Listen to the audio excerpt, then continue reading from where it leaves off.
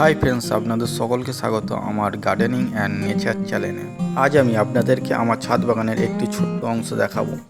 তো চলুন দেখে আসি বন্ধুরা আমার ছোট্ট ছাদ বাগানের কিছু অংশ।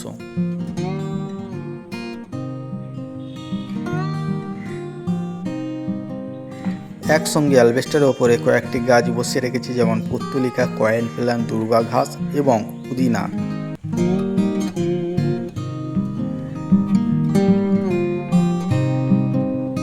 কিছুক্ষণ আগে বৃষ্টি হওয়ার কারণে বৃষ্টির ফোঁটা গাছের পাতার মধ্যে পড়ে রয়েছে। এই ফোঁটাগুলো একটি আলাদা মাত্রার সৌন্দর্য এনে দিয়েছে।